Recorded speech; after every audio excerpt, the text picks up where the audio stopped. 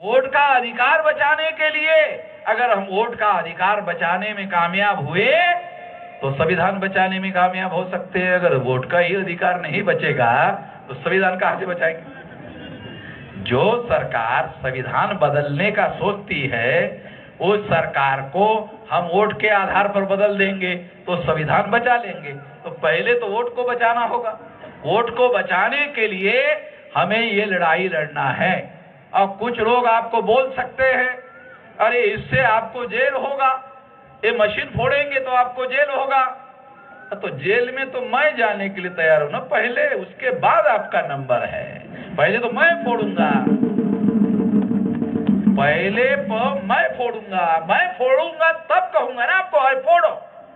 तो पहले मैं फोड़ूंगा, उसके बाद आपको कह रहा है आपको फोड़ना है।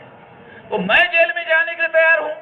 अगर 15 लाख बूथ पर लोग फोड़ेंगे और 15 लाख बूथ पर फोड़ने के बाद इतना केस चलाने के लिए सरकार के पास दम नहीं है, इतने लोगों पर केस चलाने के लिए दम नहीं है।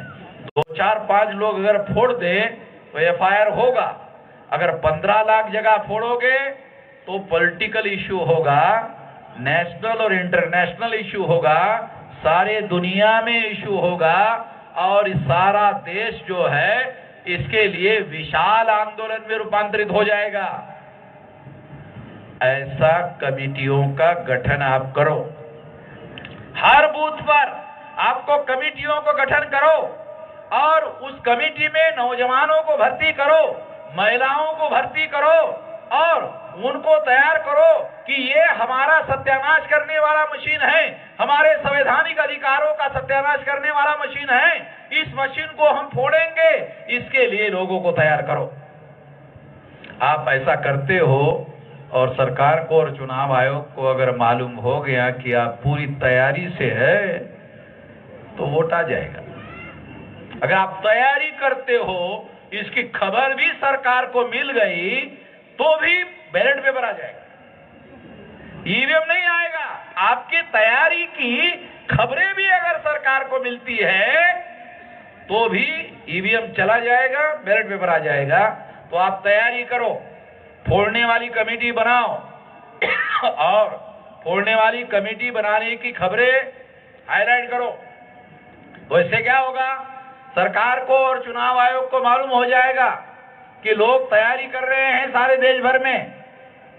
देखो, ये हमारी आजादी की लड़ाई है और आजादी की लड़ाई लड़ने के लिए अगर आप जेल में जाते हैं तो आजादी की लड़ाई लड़ने के लिए जो आदमी जेल में जाता है वो आदमी को जेल नहीं होती है और होती है तो लोग उसको राष्ट्रपुरुष कहते हैं।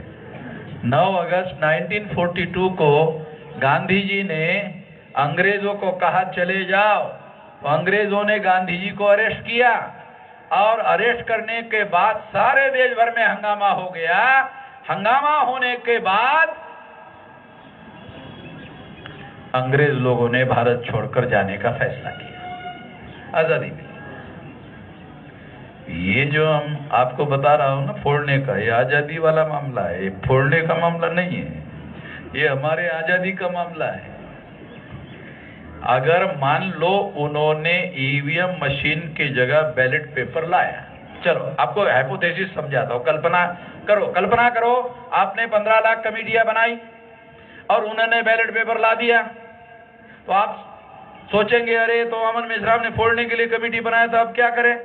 अरे 15 लाख कमेटियां बनी फोड़ने के लिए, उसी कमेटियों को संगठन मानकर अपने लोगों को अपने फेवर में वोट डालने के लिए बोलो।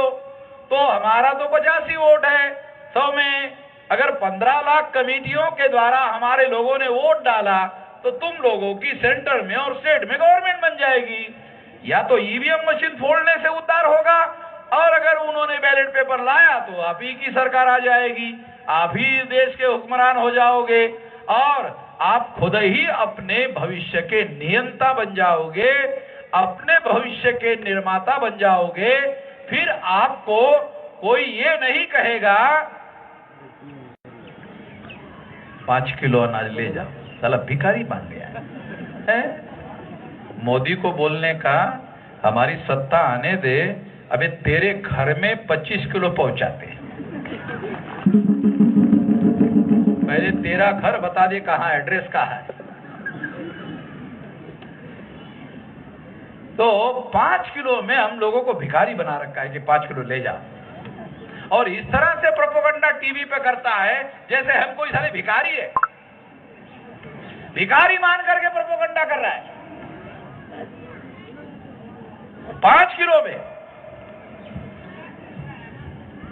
अरे इस देश के मजदूर हम, किसान हम, खेती में अन्न हम पैदा करते हैं, साला हमें को हमारे खेती का माल उसमें से 95 किलो वो ले लेता है, 5 किलो का तुम ले लो। अबे हमारा कितना चालाकी कर रहा है, कुछ समझ में नहीं आ रहा है। अबे हम ही पैदा कर रहे हैं, हमारा ही माल 95 किलो खुद ले रहा, 5 किलो हमको दे रहा। तो ये जो चालाकी है इसको बदलना होगा। इसको बदलने के लिए हम लोगों को संगठित शक्ति का निर्माण करना होगा। तो आप लोगों को गांव-गांव में कमेटियां बनाओ। 6.5 लाख गांव हैं, 6.5 लाख गांव में हम लोग 85-90% लोग हैं। अगर कमेटियां बनाओगे तो सारा देश संगठित होकर खड़ा हो जाएगा। अगर सारा देश खड़ा हो गया तो इस देश में हम लोगों को आजादी हासिल करने में कोई रोक नहीं लगा सकता। इसलिए ये 2024 में जो चुनाव है, ये चुनाव एक अवसर है। चुनाव एक अवसर है, एक मौका है। इस मौके का हम लोगों को उपयोग करना चाहिए। मौके बार बार नहीं आते। लोकसभा का चुनाव तो 5 साल में एक ही बार न होगा, और बंगाल की विधानसभा का भी चुनाव 5 साल में एक ही बार होगा। तो 5 साल में एक ही बार ना वो अवसर आता है, बार बार थोड़ी आता है, डेली थोड़ी अवसर आता है, 5 साल एक बार आता है। ये आया हुआ है, ये अवसर आया हुआ है। इस अवसर को नहीं गंवाने का दोबारा याद दिलाता हूं। अपने अपने इलाके में कमेटियां बनाओ, और कमेटी में लोग, नौजवानों को, महिलाओं को भर्ती करो और उनको कहो ईवीएम फोड़ना है। फोड़ने से एफआईआर होगा। जेल में जाने के लिए तैयार हो जाओ। जेल में जाने से, क्योंकि ये राजनीतिक इशू है, किसी को कोई जेल नहीं होने वाला है। तो गांधी जी अंग्रेजों को कहा था, हो था जेल, जेल नहीं, जेल देने वाले भारत छोड़ के चले गए। तो ये जो लोग है, ये जेल देने वाले, ये कहाँ रहने वाले हैं? तो ये कुछ होने वाला नहीं है। इसलिए ये लड़ाई हम लोगों को संवैधानिक अधिकारों की रक्षा करने के लिए जेल में जा रहे हैं। अगर हम अपने संविधानों की रक्षा, संवैधानिक अधिकारों की रक्षा करने के लिए अगर हम जेल में नहीं जाने के लिए तैयार है, तो फिर हमारे संवैधानिक अधिकारों की सुरक्षा कैसे होगी? फिर हमारे अधिकार कैसे सुरक्षित रहेंगे? नहीं रह सकते। इसलिए ये लड़ाई हमको लड़ना है। अगर आप केवल इस बात का संकल्प कर लोगे, सारे देश भर में कर रहा हूं मैं ये कार्यक्रम, एक जगह नहीं, सारे देश भर में कर रहा हूं, क्योंकि हमारा 32 राज्यों में संगठन है। नॉर्थ ईस्ट रीजन के केवल 4 स्टेट रह गए, नागालैंड, मिजोरम के, मणिपुर, बस इतने ही रह गए। बाकी 32 राज्यों में संगठन है। मैं 18 साल 3-4 महीने की मेरी उम्र थी, अभी मेरी 67 साल हो रहा है। 49 साल से इतना बड़ा विशाल संगठन निर्माण करने के काम में जिंदगी का इतना लंबा समय लगाया, और इतना विशाल संगठन और आंदोलन खड़ा किया देश भर में। इसलिए इस आंदोलन को, विशाल आंदोलन को हम लोगों ने इतना लंबा समय लगाकर खड़ा किया, इसलिए इसकी सफलता तय है। इसको कोई रोक नहीं लगा सकता। इसलिए आप अपने अपने गांव में जाकर कमेटियां बनाओ और ईवीएम मशीन तोड़ने के लिए तैयारी करो। और जितनी ज्यादा कमेटियां बनेगी, उतना उधर चुनाव आयोग में डर पैदा होगा, बैलेट पेपर आ जाएगा। हम ये नहीं कह रहे, बगैर चुनाव के सत्ता हमारे हाथ में दे दो। ये नहीं कह रहे, ऐसा नहीं कह रहे, गैर कानूनी बात नहीं कह रहे, गैर संवैधानिक बात नहीं कह रहे। हम कह रहे हैं अरे भाई ये ईवीएम मशीन आपने लाई है, उसके पहले बैलेट पेपर ही था। तो हम कौन सी गलत बात बोल रहे हैं? बैलेट पेपर पर चुनाव करने का जो कानून है वो आज भी बरकरार है और कहीं कहीं जगह पर आज भी बैलेट पेपर पर चुनाव हो रहे हैं। अभी चंडीगढ़ में चुनाव हुआ तो बैलेट पेपर पर हुआ। तो बैलेट पेपर का कानून आज भी बरकरार है।